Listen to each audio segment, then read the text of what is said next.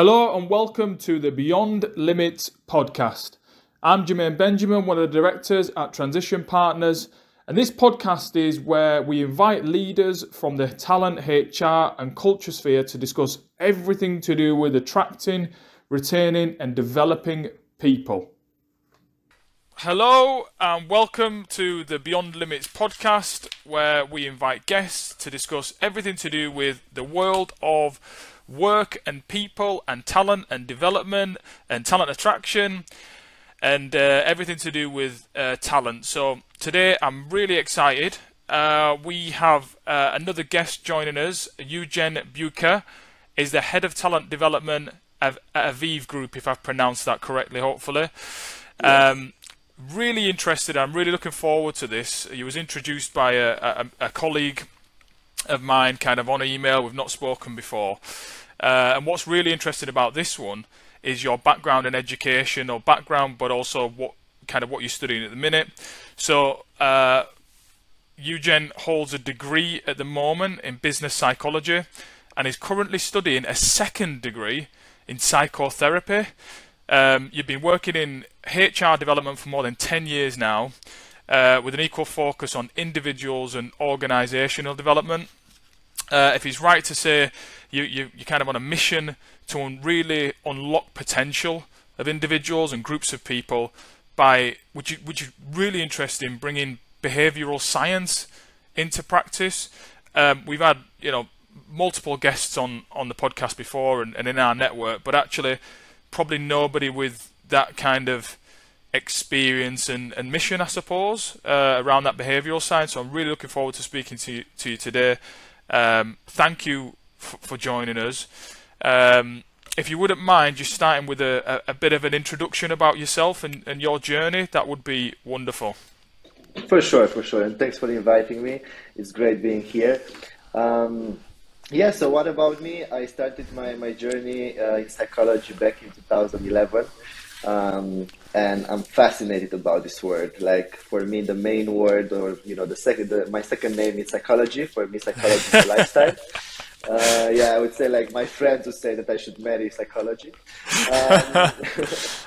Because when you go in the HR world, you see a lot of temptations maybe to practice intuition. Because people are everywhere, yes. And then you can believe that, okay, I can use my intuition in order to run whatever people processes I have to do. But what I'm trying to preach around me is that the difference between an intuition and a good book are thousands of opinions and statistically validated conclusions. So even though maybe you are tempted from time to time to use your intuition, or at some point maybe you just go with the flow and whatever comes to you, I always try to see, okay, let's just see what the science says about the way how I should proceed in different topics or things like that. So that's why even now, 10 years later, I'm still checking literature. I'm still reading relevant articles. I don't read that many books in the 5 steps in the pursuit of happiness. I would rather go in heavy science and understanding what the science has concluded, and then seeing how I can transfer this from into the organizational practice. I love that, and obviously we prepared a few bits around discussion, but there's some bits and pieces I'd really like to highlight. And in particular, you mentioned around intuition versus maybe the science and a little bit more credibility and validity, I think I'm hearing. Do you think that there's a place still for intuition within your kind of decision making and from a people perspective? Definitely, because sometimes you don't have the time to do research. Sometimes you just need to jump on the fire and to try to reduce the fire as best as possible.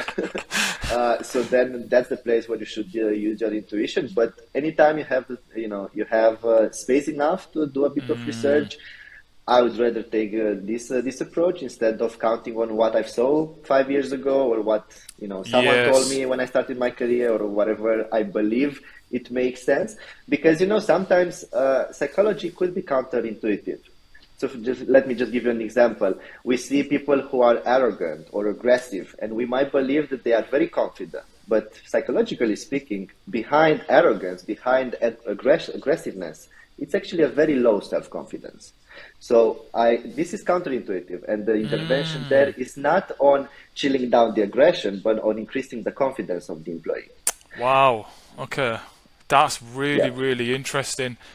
So, that's really interesting. Do you find that there's a need maybe in the HR and people sphere to maybe delve a little bit more deeper into this area to be able to provide a better service to employees and internally, really, from a HR and talent perspective? Yeah, you see sometimes in the HR world people who have or doesn't have educational background in behavioral sciences, and maybe when you graduated high school you didn't know exactly what's going to be the path forward. So even though you didn't go for whatever social science university, I strongly encourage any HR practitioner to get in touch a bit with the behavioral science behind it. Even if you do compensations and benefits, you need to understand what stays behind motivation, and that we are talking about people who are mostly financially motivated, and we should focus on changing this in whatever other types of motivations. Motivation is there for a reason that the individual has, and we can't change it. Motivation is the fuel for behavior. So what I can do is perhaps to select some profiles in my company that are mostly driven by what I can offer. So this is how I can control it, but I can't change what motivates an individual. This is what it is. You take it or leave it. It's very simple. So that's why whatever you practice in, whatever area you practice from the HR field, you should at least be aware about these human tendencies and about some basic processes that might be relevant for your area of practice. That's very interesting. I loved your point about kind of aggressive or certain behaviours and actually the underlying issue. That's very, very interesting, and it moves me on actually to diversity and inclusion, which is we have made some progress in that area, but we're really at the beginning. We've touched upon certain segments of diversity, but actually, gosh, there's so much more that needs to be done. We can be done, and we're very much on a journey, I think. And I'm really interested to find out, with your background in HR, with your background in psychology, how do you leverage that knowledge to be able to promote diversity and inclusion within a business? And thanks for this question, because diversity is one of my favorite subjects. Yes. So I think we need to keep in mind that it's a journey, right? And the journey just started. And we also need some specialists behind this area as well. And the first argument I want to bring on the table is the reason why we started to practice diversity and inclusion. And I refer here to the human need of belonging, which has a survival meaning for the people. One of the first things we learned in our, in this life is that we can't make it without others. The baby is born prematurely from a functional perspective. You need others around you to get food, to get warm, to get whatever, basically to satisfy your survival needs. So this translates into adult life in I need others in order to be safe. So this is the main reasons why we should keep in mind that diversity practice is so important, because if I don't feel I belong to a space, then most probably my involvement, my engagement, my loyalty, and so on, all these kind of things might get affected a bit. And secondly, we need to reflect what represents the organizational space for the employees. Because, of course, everybody has the reasons to drive their professional practice, but one thing is sure for most of us. We spend more than half of our conscious life at work. Therefore, the organization is the place where I need to be able to express myself, because if I'm not able to do it, I'm repressing my feelings and I'm going to have a very anxious and depressing employee experience, which definitely will lead to low performance and attrition. Wow. So, the simple answer here is we need to, I'm leveraging, or I'm trying, of course, because it's a trial and error process here. I'm trying to leverage my psychology knowledge by understanding the human needs and how these are satisfied at work, and you build on that.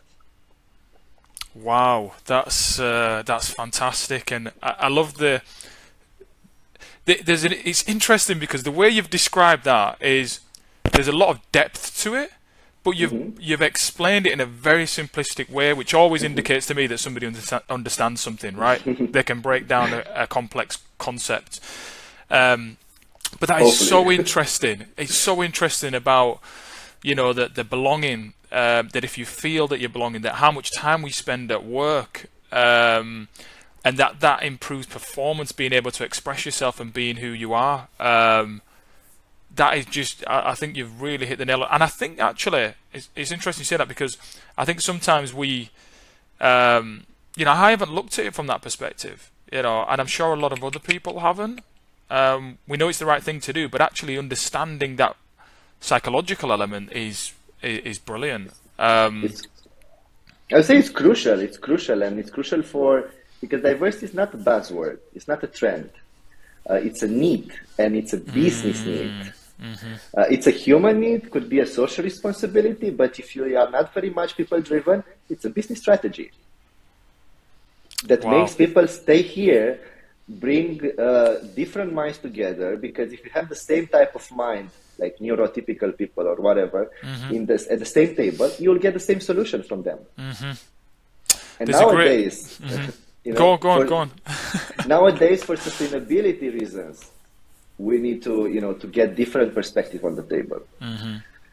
Wow, yeah, I love there's a book, Simon Sinek's book, Rebel Ideas, which is really interesting about, you know, bringing those diversity of ideas and challenging. It's like you were saying, it's almost an echo chamber. If you have everybody with the same perspective, you're gonna have the same results, right? I'd like you to go talk in a little bit more detail, if you wouldn't mind, around the importance of training, career development. It leads on to what you're saying around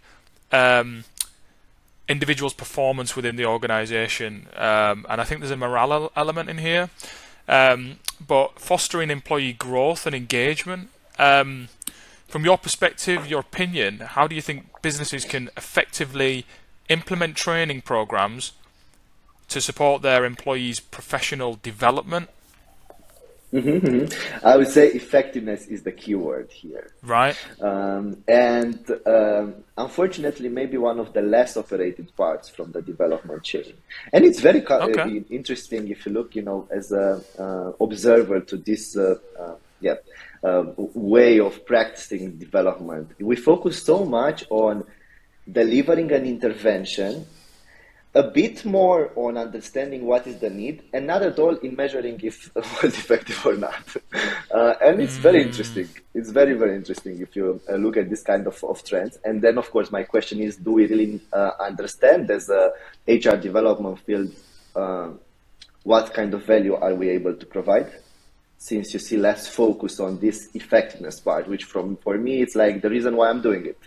So if I'm not measuring it, I'm not aware if I managed to reach it or not. So I'm not sure if I was successful or not. Yes. So when I say an effective development, that this is an effective development program, for me means two main things. Firstly, the right person or the right group goes to the right development intervention. One of the guiding principles that I am preaching everywhere is that one-size-fits-all approaches will bring only awareness. Not skill, not knowledge, only awareness. And with awareness, you can't base your strategy and your business growth on your people being aware about something. Because the skill is actually the one that is going to drive the behavior, not the awareness. The awareness is going to influence the attitude toward the subject, maybe.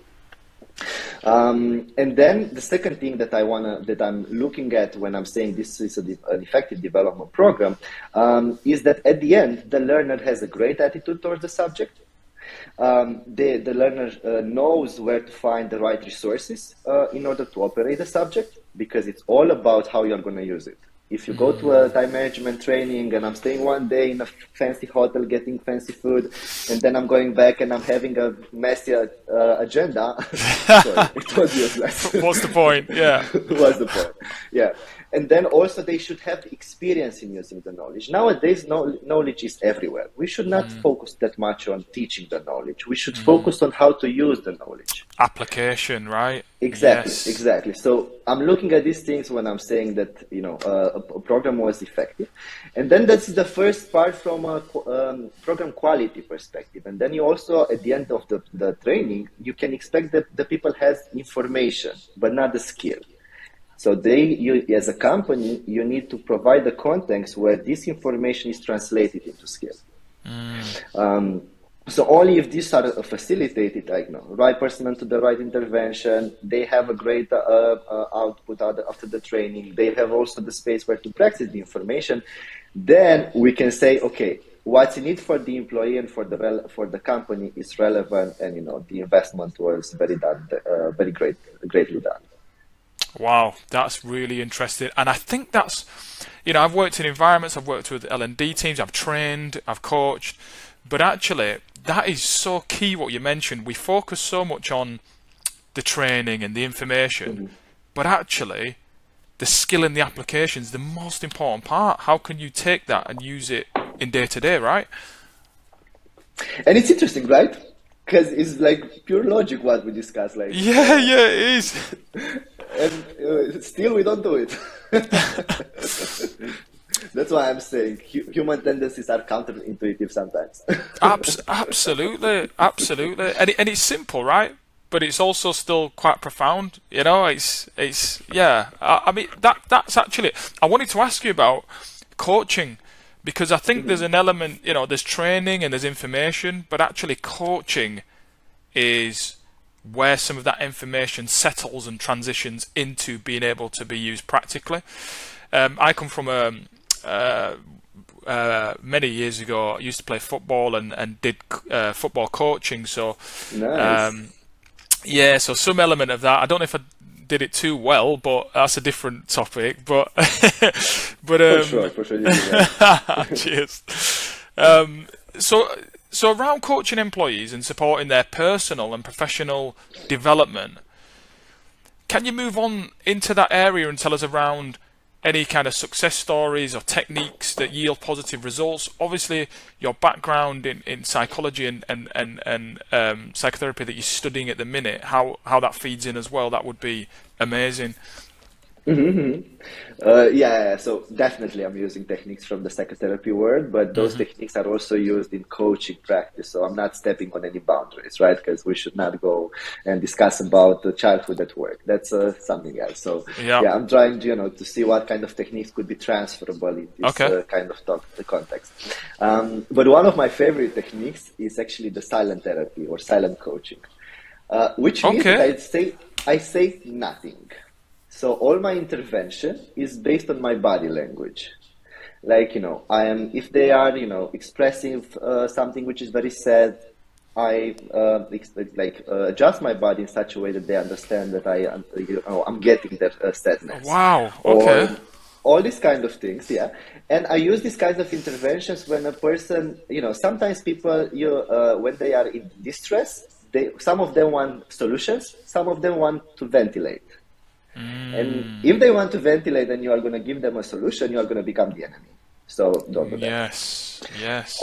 You know, it's just, that's why it's this contracting question, like, what can I do for you today? It's very important in order to have a healthy relationship with your counterpart. And also to understand if you are willing to invest time in whatever the agenda is from the counterpart. And I had the situations like the longest silent coaching that I've done was 15 minutes. 5-0.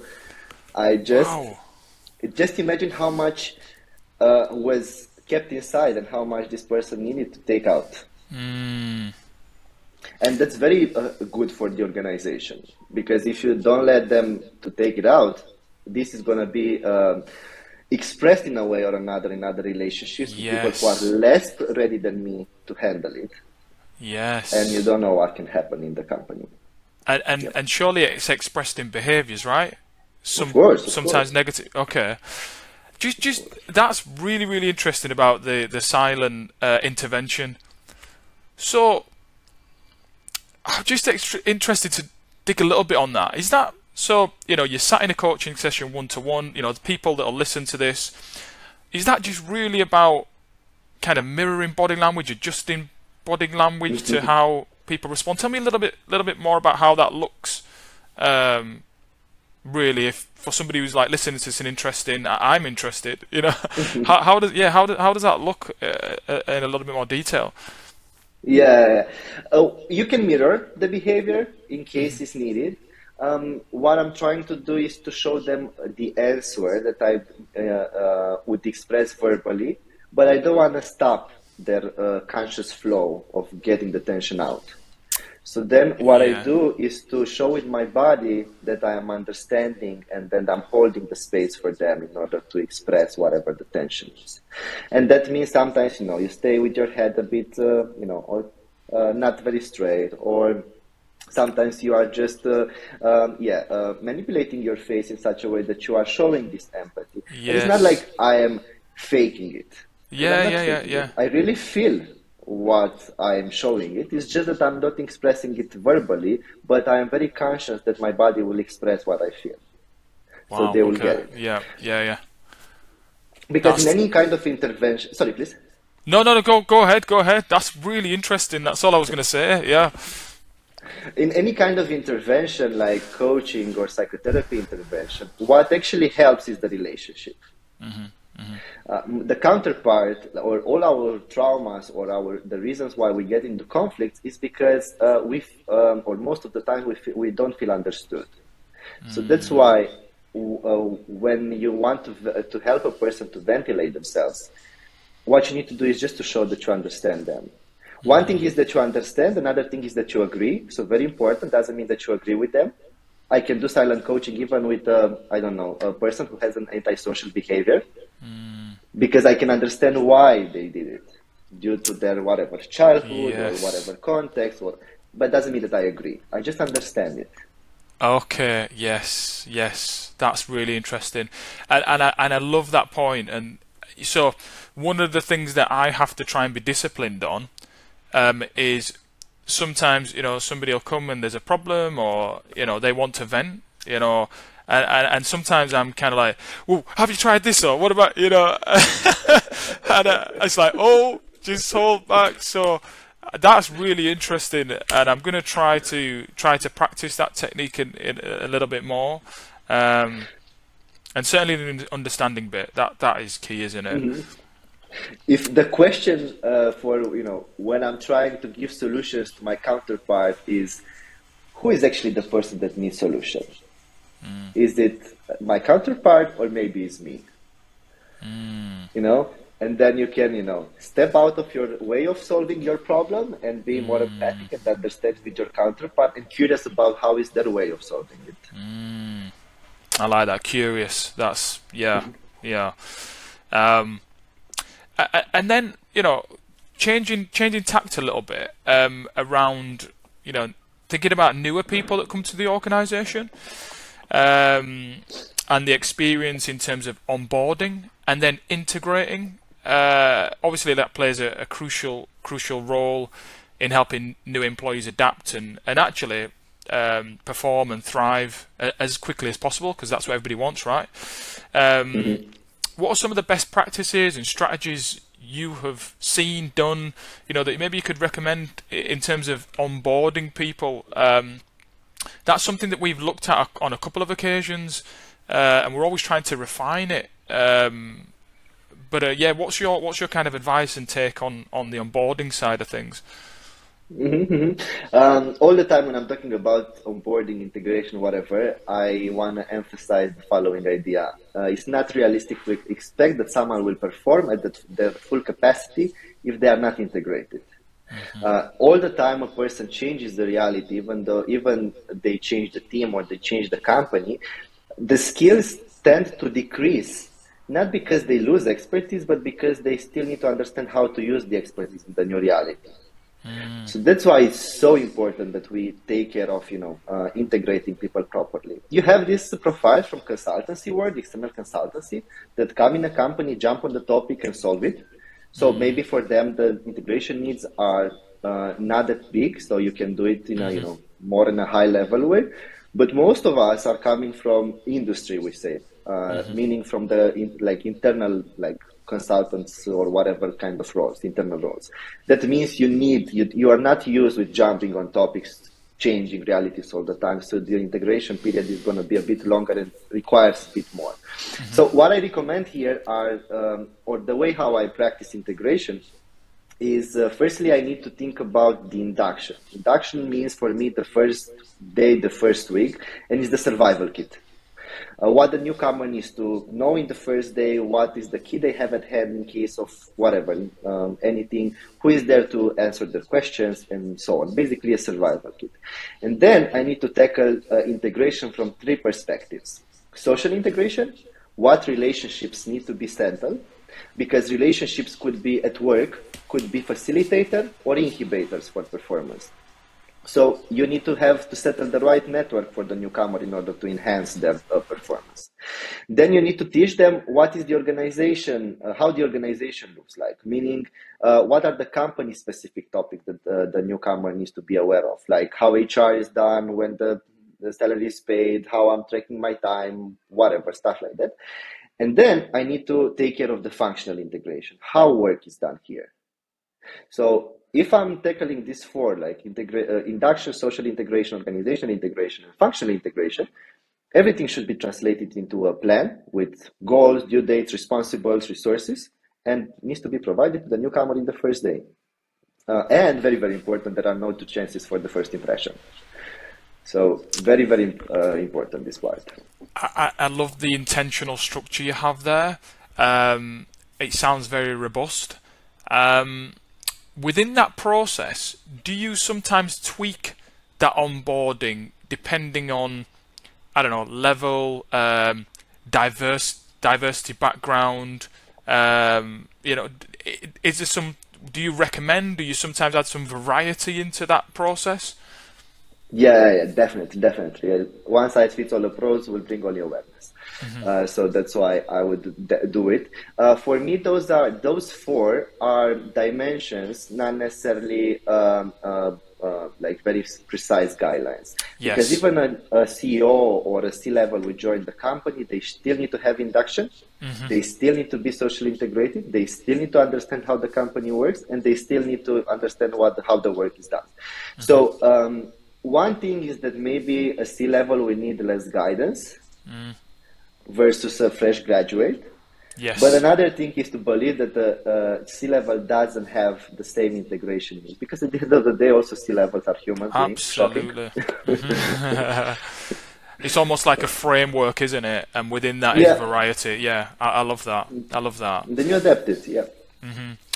And then I wanted to ask you around how have you managed change within an organization or change management initiatives?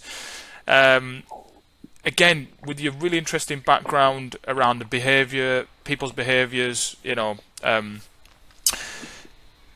there's obviously that element, and I think sometimes that's missed when anything is new in a business or anything's changed. How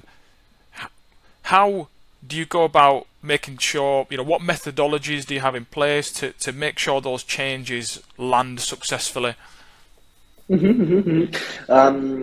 So firstly, I kind of developed my own methodology for driving the change, because I perceive change as a mourning process, where the impacted population, by the change, they are losing a reality. So if they are losing a reality they are familiar with, most probably they are also comfortable with that. So they are going to resist in different ways.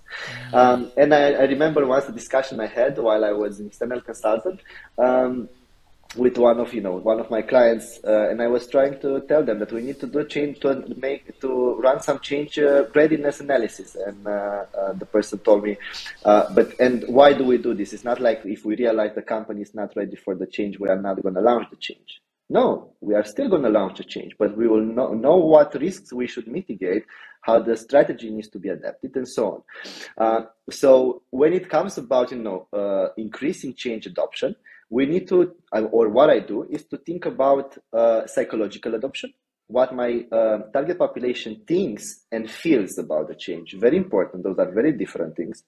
And behavioral adoption. how proficient my target population is in acting according to the change, and how quickly they are doing it. So then the first thing in the change management process is to run a stakeholders analysis to understand who are the profiles, whom I'm talking to. There are people who talk about numbers, people who talk about quality, people who talk about, results or whatever, people who talk about people. Then you need to adapt your communication strategy in such a way that will reach to all of these kind of profiles in order to make them think and feel okay about the change. And only after that, you start with the learning part. Because if you start with the learning part, you are knocking at the door without tackling the psychological adoption. You are knocking at the door where no one is at the reception desk. Because they are not interested in it. That's really interesting. And I suppose, would you say the communication element then, and you mentioned that quite a bit, is that one of the keys to be able to deliver the change successfully? I would say, so what I do in my change approach is focusing on communication, on user experience measurements, on engagement nuggets, on learning nuggets. Like I have many actions, not necessarily only communication. I'm trying to, to reach this psychological adoption from different perspectives, and to build up a lot on promoters, and to reduce the circle of detractors a lot. And I'm not doing it by making them talking, bad things about the change, because this is not the solution. And they are still going to talk about bad things about change if they want to do it. So change adoption is not done in town hall meetings. Change adoption, as diversity as well, is done in coffee breaks, in meetings when the management is not there all the time. So then what you need is to have ambassadors in all these kind of, social bubbles from the company, that whenever a detractor steps out with whatever they have to say, the ambassador is equipped with the right arguments to mitigate this kind of attitude. And the scope is not shutting them out, but the scope is to convincing them to perceive the change as a benefit for everybody. Yes, I really like that. I love the idea of the ambassadors and people within the business who will promote the change. Eugen, I really love the depth, the psychological depth behind your thinking and the work that you're doing with people.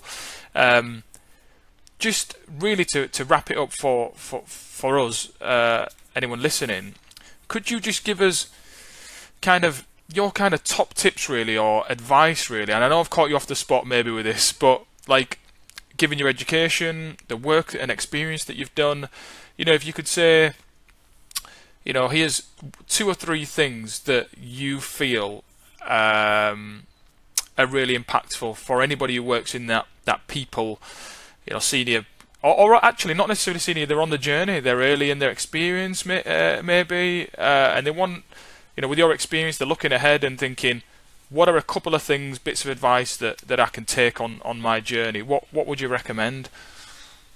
Data driven. Okay. I was just going to say I've caught you off guard with that one. What I would add is we always should measure and not assume, because we are all selfish. And I'm talking about selfishness in the best sense of the word. And that means anytime I'm judging someone, I'm judging based on my standards, and I'm interpreting the behavior based on my reasons for doing that behavior. So I would not assume, I would all the time measure. That's why data-driven is so important, especially nowadays if you want to be competitive, both as a company or as a professional. And then curiosity. Curiosity is so important. The biggest enemy of development is self-sufficiency, and to believe that you are done with development. This is an arrogant attitude, of course. Curiosity is the way how you can mitigate this. So I would, use this tool, whatever you are doing in this life, no matter if you are in HR, in whatever, data-driven, like measuring and not assuming, and curiosity are keys in order to, enhance your success. Absolutely brilliant bits of advice there. And I really, really love the curiosity element, and I think that sometimes requires a certain person who genuinely likes to learn and understand people, and I highly respect you in your profession for that. I could speak to you all day, but but I want to wrap it up and say thank you so much for joining us. I have to say it's been one of the most interesting conversations I've had around this field, and I'd love to at some point, once you're further along in maybe the psychoanalysis, have you back on at some point and see how that's impacted things. So what I'd say, thank you anybody who's listening. As usual, I say if you have any questions, drop me an email, jermaine.benjamin@transition-partners.co.uk. Eugen's been fantastic. Thank you so much again for joining us. Yes, much appreciated. I really enjoyed that. Thank you. Hopefully this is helpful for everybody who is listening, and thanks for the invitation. Really appreciate it, and I had a great time. Fantastic. Thank you very much. Cheers. Thank you for listening to the Beyond Limits podcast. If you have any questions that we can answer at all on the podcast going forward, or if you would be interested in being a guest on the podcast, please email me directly at jermaine.benjamin@transition-partners.co.uk. Thanks again.